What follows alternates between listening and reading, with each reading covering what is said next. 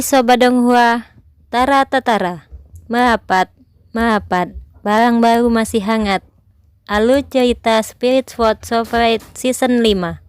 Subscribe dan like-nya ya. Yuk, langsung saja kita gasken. Gadis kecil bernama Yaer tidak tahu kapan, dia masuk dari kaki celana kiri Chu Xingyun, dan naik ke atas dan mengebor sepanjang belokan kaki dan berhenti di paha. Untungnya, itu ditemukan awal, jika dia diizinkan untuk mengebor sepanjang jalan, itu akan memalukan. Karena kaki celana terlalu sempit dan terlalu panjang, mereka tidak dapat diambil dari bawah. Dalam keputusasaan, Chu Xingyun harus hati-hati menarik ikat pinggangnya, dengan lembut meraih, dan dengan lembut meraih tubuh Yaer. Perlahan dan hati-hati, tubuh Yaer menyingkirkan jalinan kaki celananya. Tetapi pada saat ini, Yaer dibangunkan oleh Chu Xingyun, membuka matanya dengan bingung, dan menatap Chu Xingyun dengan sepasang mata. Saya menghapus. Tiba-tiba berhenti, Chu Xingyun hanya merasa bahwa seluruh orang jatuh. Mulai sekarang, Chu Xingyun membuka pinggang dengan tangan kirinya, dan menggenggam tubuh Yaer dengan tangan kanannya. Meskipun Chu Xingyun tahu bahwa dia mengeluarkan Yaer dari kaki celananya, bisakah Yaer percaya? Dari layar saja, memang bisa dipahami bahwa Chu Xingyun ingin mengeluarkan Yaer. Tapi dari perspektif lain, itu juga dapat dipecah menjadi Chu Xingyun ingin memasukkan Yaer. Ambil satu dan masukkan, sifatnya sangat berbeda. Sebentar, Chu Xingyun keluar dengan keringat, apa yang harus saya lakukan? Bagaimana ini harus dijelaskan? Meskipun tidak ada hantu di hati saya, sebenarnya tidak ada cara untuk menjelaskannya. Tepat ketika Chu Xingyun berkeringat dan tidak tahu bagaimana menjelaskannya, Yaer berkedip kosong, lalu menutup matanya lagi dan tertidur. Melihat adegan ini, Chu Xingyun hanya bisa menghela nafas lega, untungnya. Dia tidak benar-benar bangun, jika tidak, bahkan tanpa kesalahpahaman, adegan ini masih terlalu memalukan. Dengan lembut mengeluarkan Yaer dan meletakkannya di atas bantal. Melihat sekeliling, tiga gadis seperti boneka kain berbaring berdampingan di bantalnya. Dari jarak dekat, ketiga gadis ini memiliki fitur wajah yang sangat indah dan sangat cantik. Meskipun sangat kecil, Sparrow disebut kecil dan memiliki semua organ internal. Tidak hanya di sana, tetapi juga sangat ramping, anggun. Melihat wajah merah kecil mereka, Chu Xingyun tidak bisa membantu tetapi diam-diam mengagumi, itu benar-benar lebih baik daripada Hua Jiao. Tunggu. Tiba-tiba menyadari apa yang salah. Meskipun ketiga adik perempuan ini mabuk, tetapi ini 3 jam, mengapa mereka masih memerah? Dengan sedikit berpikir, Chu Xingyun mengerti. Jelas, ketiga adik perempuan ini sudah bangun ketika Chu Xingyun bangun. Jangan melihat pertumbuhan mereka, tetapi mereka lebih tinggi dari Chu Xingyun. Tubuh mungil tidak berarti usia mungil, sebenarnya. Meskipun ketiga gadis ini tidak sebesar Chu Xingyun, mereka semua 17 atau 18. Sebagai 3 bunga kecil yang paling menonjol di desa, mereka semua memiliki kekuatan ranah nirvana, yang 5 atau 6 peringkat kecil lebih tinggi dari Chu Xingyun. Chu Xingyun bangun dengan cepat karena dia kurang minum anggur. Pada saat itu, ketiga gadis itu tidak bangun. Namun, setelah semua, mereka adalah penguasa alam nirvana, mereka semua terjepit oleh tubuh mereka, bagaimana mereka masih bisa tertidur? Karena itu, apakah itu Jiaur di depan atau Nir di belakang, mereka hanya berpura-pura tidur. Adapun Yaer terakhir, dia berjuang dengan sengaja untuk menarik perhatian Chu Xingyun, jika tidak, jika dia tidur nyenyak mengapa dia berjuang dan berputar. Namun, meskipun dia bangun, Yaer tidak tahu di mana dia berada, jadi ketika dia ditangkap oleh Chu Xingyun, dia membuka matanya. Ketika dia akhirnya melihat semuanya dengan jelas, dia bodoh. Apa yang terjadi kapan dia masuk ke celana Chu Xingyun, yang benar-benar memalukan. Ketika keduanya saling memandang, meskipun Chu Xingyun berkeringat, Yaer tidak jauh lebih baik. Dia benar-benar ingin mati. Untungnya, Yaer cerdas dan pandai, berpikir untuk berpura-pura tidur pada saat yang kritis, walaupun masa transisi itu kaku dan kinerja berpura-pura tidur berlebihan, tidak ada cara yang lebih baik. Apa yang membuat ketiga gadis itu terdiam adalah bahwa Chu Xingyun percaya begitu buruk. Aku percaya itu. Percayalah. Sekarang. Setelah lelaki ini meletakkan ketiga saudara perempuan mereka di bantal, mereka tidak hanya memanjat dengan cepat, tetapi mereka juga masih menonton di sana. Tidak tahu apa artinya menjadi tidak senonoh. Gadis-gadis semuanya sensitif, dan di mana mata pria jatuh, mereka semua jernih. Wajah, payudara, paha. Meskipun mata Chu Xingyun tidak bagus, tapi itu tidak cukup, mereka adalah gadis yang baik, mengapa aku harus menunjukkannya padamu? Karena pemalu dan cemas, ketiga gadis itu memerah tanpa sadar. Menyadari bahwa ketiga saudara perempuan itu pura-pura tidur, adegan itu terlalu memalukan, dan itu bukan hanya memalukan bagi Chu Xingyun, semua orang merasa malu. Tidak berani tinggal lama, Chu Xingyun berdiri dan cepat-cepat meninggalkan tenda. Pada saat ini, lebih baik untuk pergi lebih awal dan pergi lebih awal. Mendengar Chu Xingyun pergi, ketiga gadis itu membuka mata mereka bersamaan, saling memandang, lalu tertawa kecil dan tertawa. Meskipun adegan tadi canggung, semua orang tahu bahwa satu sama lain tidak disengaja. Jika Anda harus menyalahkan seseorang, maka Anda hanya bisa menyalahkan anggur. Jika Anda tidak minum terlalu banyak, mereka tidak akan terlalu bingung. Jiaor baik-baik saja, hanya berbaring di wajah Chu Xingyun, Nir tidak lebih, hanya masuk ke kerah Chu Xingyun. Hal yang paling memalukan adalah Yaer, tidak hanya dia masuk ke celana Chu Xingyun, tapi ketika dia mengeluarkannya, dia membuka matanya dengan liar dan hampir tidak bisa pergi. Setelah tertawa sebentar, ketiga saudara perempuan itu dengan malu-malu meninggalkan tenda dan bergegas ke sungai bawah tanah untuk mandi. Setelah mencuci selesai, ketika tiga saudara perempuan bergegas kembali ke tenda, Chu Xingyun sudah menyiapkan makanan menunggu mereka. Setelah makan makanan sederhana, Chu Xingyun menyingkirkan tenda dan memulai perjalanan lagi. Setelah kejadian fajar yang ambigu, Chu Xingyun awalnya berpikir akan sangat canggung untuk bergaul satu sama lain. Tetapi saya tidak pernah berpikir bahwa alih-alih merasa malu, ketiga gadis itu melepaskan lengan mereka. Awalnya, di sepanjang jalan, ketiga gadis itu hanya memimpin, tidak berbicara dengan Chu Xingyun. Tapi setelah rasa malu di pagi hari, ketiga gadis itu mungkin merasa bahwa tidak ada yang lebih memalukan. Sebagai gantinya, mereka melepaskan lengan mereka dan menertawakan Chu Xingyun. Sepanjang jalan, Chu Xingyun dan tiga adik perempuan menjadi lebih akrab satu sama lain, dan perasaan mereka menjadi lebih baik dan lebih baik.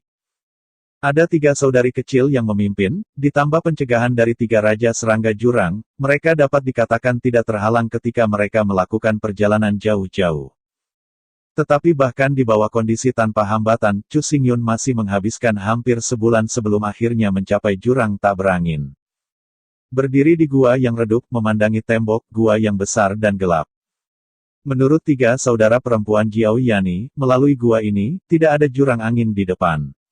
Berbalik dengan enggan, memandangi tiga gadis kecil yang cantik dan cantik, saat-saat terpisah akhirnya datang. Melihat ketiga gadis itu, Chu Xingyun berkata dengan sangat tulus. Terima kasih atas pengawalan Anda sepanjang jalan. Tanpa Anda, saya benar-benar tidak tahu kapan saya akan menemukan di sini. Dihadapkan dengan rasa terima kasih Chu Xingyun, tiga saudara perempuan itu tersenyum seperti bunga, dan menerima semuanya. Melihat ketiga saudara perempuan Jiao Yani sambil tersenyum, Chu Xingyun dengan enggan berkata, namun, tidak ada perjamuan yang tak terputus di dunia, mari kita berhenti di sini. Adil, itu saja.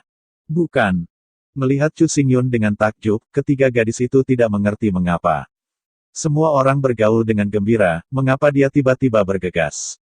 Melihat tiga gadis yang cuek, Chu Xingyun mengeluarkan tiga tabung bambu dari ruang reinkarnasi dan memberikannya kepada tiga saudara perempuan. Sejak terakhir kali dia mabuk, Chu Xingyun menolak untuk memberi mereka minum. Sekarang Chu Xingyun murah hati dan murah hati sekali. Ketiga saudari tentu tidak akan menolak. Tanpa sadar, dia mengambil tabung bambu dan memeluknya erat-erat di tangannya. Nir berkata, apa yang Anda ingin kami lakukan dengan anggur? Apakah Anda akan pergi? Mengangguk, Chu Xingyun berkata. Ya, tujuan saya telah tiba, saya tidak bisa terus menunda waktu berharga Anda, mari. Mengucapkan selamat tinggal di sini. Mendengar pengakuan jelas Chu Xingyun, ketiga gadis itu, sambil memegang erat-erat tabung bambu tebal, menatap Chu Xingyun sambil menangis, tetapi menolak untuk mengatakan sepatah kata pun. Menghadapi tatapan ketiga gadis itu, Chu Xingyun menggaruk kulit kepalanya, tidak tahu harus berkata apa. Telah bersama begitu lama, tidak mungkin untuk mengatakan bahwa tidak ada emosi, tetapi benar-benar tidak ada jamuan di dunia, dan tidak mungkin untuk mengambilnya selamanya. Sambil menggelengkan kepalanya, Chu Xingyun mengangkat tangannya dan melambai pada ketiga gadis itu. Oke, setelah latihan selesai, aku akan pergi ke desamu untuk bertemu denganmu, selamat tinggal.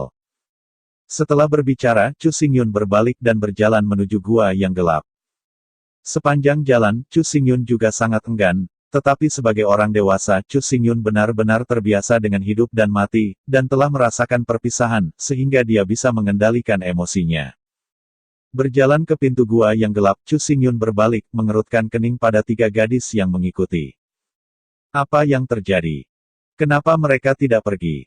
Dengan perasaan saling, Chu Xingyun tidak pandai menenggelamkan wajahnya untuk menangkap orang, tapi apa artinya dengan mengikuti mereka begitu di belakang?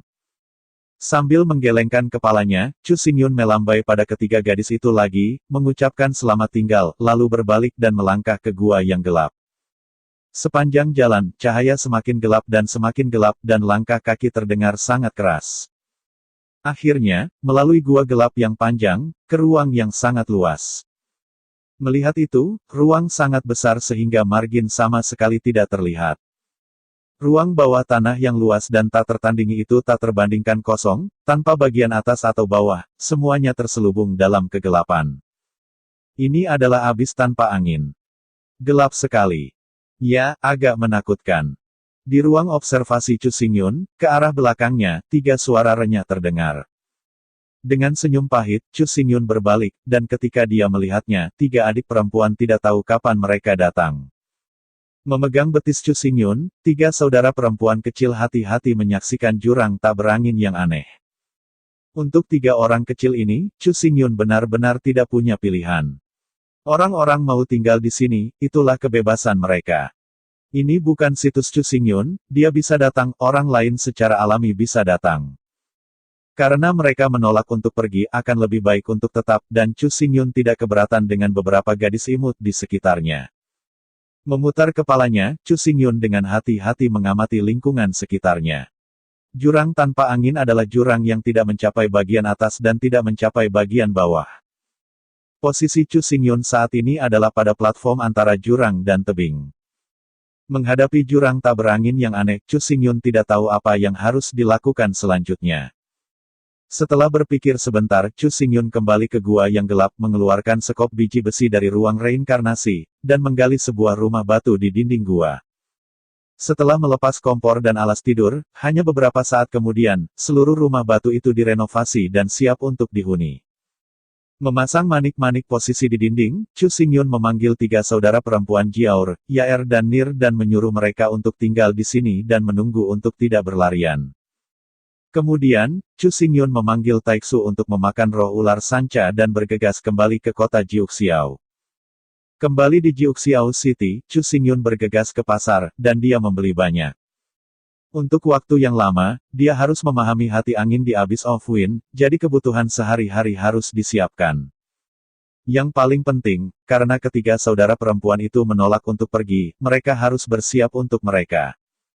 Gadis yang sangat lembut, begitu lama dan kecil, sangat lucu, Chu Xingyun tidak tahan membiarkan mereka tidur. Saya harus mengatakan bahwa meskipun ketiga gadis itu sebenarnya berumur 17 atau 80 tahun, tubuh mungil mereka telah mengilhami kemuliaan cinta ayah Chu Xingyun. Chu tidak ada di sana secara kebetulan. Cinta ayah bersalah Chu Xingyun tidak bisa digunakan dimanapun. Secara tidak sadar, dia menggunakan Jiaor, Yaer, Nir dan tiga gadis. Lezat, menyenangkan, indah. Dengan pembelian besar, hadiah dari tiga adik perempuan meningkat. Mata Chu Xingyun berbinar ketika melewati toko mainan besar. Toko mainan ini menjual boneka kain buatan, yang ukuran dan bentuknya sangat dekat dengan setan. Memasuki toko mainan, Chu Xingyun melihat dengan hati-hati. Toko ragdoll ini sangat bagus dalam melakukan bisnis, tidak hanya menjual boneka kain, tetapi juga menjual semua produk perangkat boneka kain. Melihat pria besar seperti Chu Xingyun, tetapi tertarik pada boneka kain, kami tidak terkejut. Pada usia Chu Xingyun, ketika anak itu kebetulan bermain dengan boneka, banyak pasangan muda di toko yang sekitar usia Chu Xingyun juga memilih. Setelah 2 putaran di toko, Chu Xingyun menemukan 3 boneka kain, yang sosoknya sangat dekat dengan 3 saudara perempuan Jiao Yani. Dengan mata Chu Xingyun, dia berpikir bahwa mendekati pada dasarnya baik-baik saja. Dengan 3 boneka kain, Chu Xingyun bergegas ke meja, sesuai dengan ukuran boneka kain 3, semua gaya pakaian, setiap boneka kain dilengkapi dengan 1 set. Chu Xingyun secara khusus menyarankan bahwa pakaian harus diulang, kain terbaik harus digunakan, dan harus dibuat dengan hati-hati. Meskipun permintaan Chu Xingyun aneh, permintaan orang asing dari ini tidak tahu berapa banyak yang ditemui, jadi petugas itu setuju dengan sangat senang.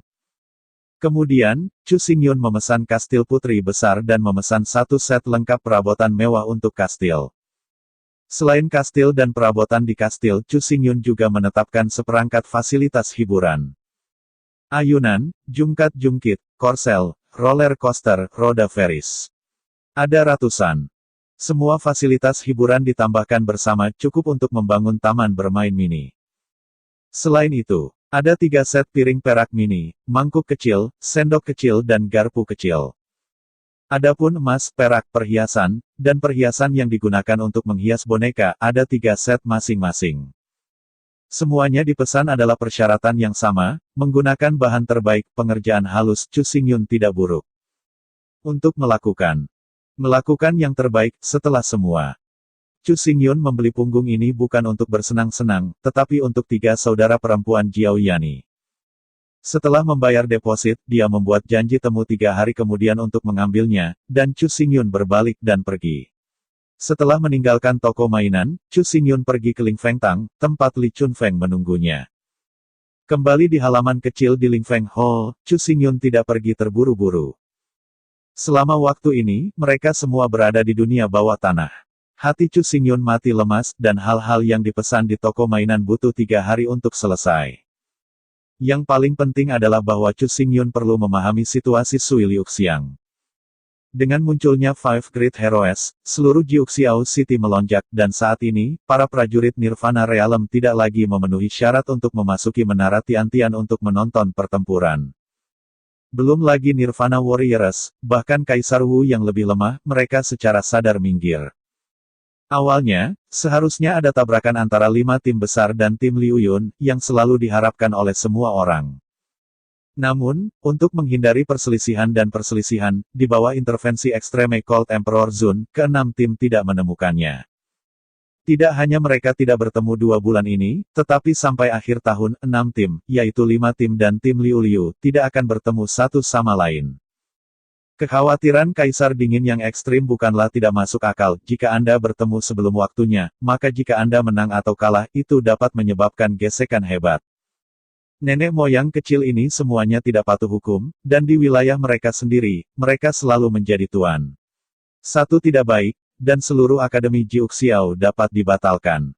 Ini siswa biasa. Jika kamu berani membuat masalah, kamu akan dibuka. Setelah masalah ini terlalu besar, kamu dapat membunuhnya tanpa pengampunan. Tetapi untuk 5 orang muda ini, bagaimana cara Kaisar Dingin ekstrim membunuh? Bunuh cucuku sendiri. Itu benar-benar mustahil. Kitano Chang memang seorang junior yang sangat ia hargai dan cintai. Bagaimana ia bisa membunuhnya? Kitano Chang tidak bisa membunuh, dapatkah 4 orang lainnya membunuh?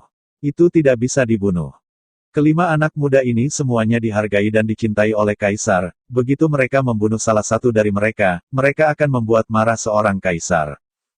Meskipun Extreme Cold Emperor juga Kaisar, dia tidak takut, tetapi itu tidak berarti bahwa kekuatan yang diwakilinya tidak takut. Begitu ada kejanggalan di antara kedua Kaisar, itu akan terlalu berbahaya dan gila. Hal semacam ini tidak terjadi. Sekali Heijin Dizun memiliki konflik dengan Lingmu Dizun. Akibatnya, kekuatan kedua Dizun pecah. Yang disebut Raja mempermalukan dan mempermalukan. Kaisar Zun marah, bagaimana ia bisa acuh tak acuh sebagai bawahan. Dalam perang yang telah berlangsung lebih dari 3.000 tahun, lebih dari 10 miliar orang terlibat dalam pertikaian, dan lebih dari 300 juta orang tewas dalam pertempuran. Konflik itu tidak lama sebelumnya, dan itu kurang dari 1000 tahun. Oleh karena itu, di antara 5 kaisar besar, mereka sekarang berhati-hati, dan mereka tidak bisa marah jika mereka tidak bisa marah. Mulai sekarang, bahkan jika 5 pria muda dan tampan ini membakar Akademi Jiuxiao, Extreme Cold Emperor tidak akan berani melakukan apapun. Paling-paling itu adalah untuk menemukan teori kaisar di belakang mereka dan meminta kompensasi. Untungnya, 5 talenta muda ini juga orang-orang yang sombong, dan sebelum datang ke sini, mereka pasti dipanggil oleh kaisar di belakang mereka, dan dengan hati-hati dinasihati. Belum lagi, mereka tidak berani mematuhi aturan. Meskipun kaisar dingin ekstrim tidak dapat membunuh mereka, mereka dapat mengeluarkan mereka dari Akademi Jiuxiao. Selama sebulan terakhir, ke-6 tim telah mempertahankan rekor kemenangan. Di depan 6 tim utama, semua tim lemah dan tidak bisa membantu tetapi tidak memiliki kemampuan untuk memblokir sejenak. 1 bulan kemudian, peringkat kekuatan Akademi Jiuxiao telah berubah secara dramatis.